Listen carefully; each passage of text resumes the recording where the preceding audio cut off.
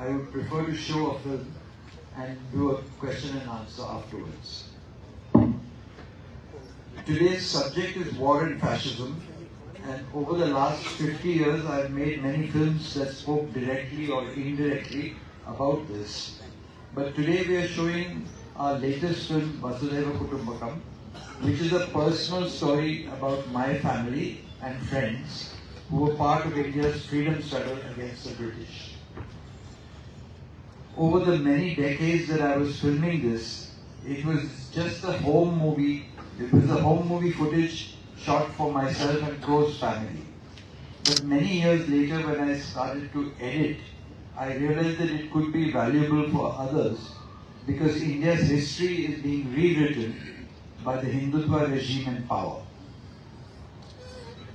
There is another reason that I wanted to show this particular film to this particular audience. The original Cpiml was formed with the objective of establishing a dictatorship of the proletariat through means that included armed struggle. Over the decades, many splits took place and many different lines emerged. A few stayed on the path of armed struggle, but many adopted a non-violent parliamentary path to change. I know that those gathered here belong to the latter category, which is why I felt comfortable to come. I am personally of the opinion that armed struggle is not only incorrect, because it is a losing strategy against a modern state armed with the latest technology of weapons that include satellites and drones.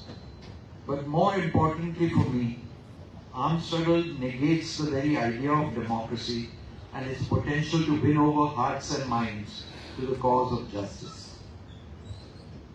This is not to say that we are today a genuinely functioning democracy. Our democratic institutions are being systematically dismantled by a ruling ideology that during the freedom struggle conspired with and actively enabled British colonial rule.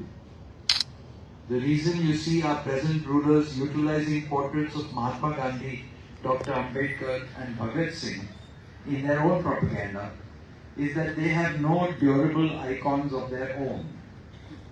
None of them went to jail against the British except for Vinayak Damodar Savarkar, and Savarkar rapidly transformed once he was sent to the Andaman's prison. From there he wrote 7 abject mercy petitions to the British, promising never to fight them if released. After his release, he never once spoke against British colonial rule.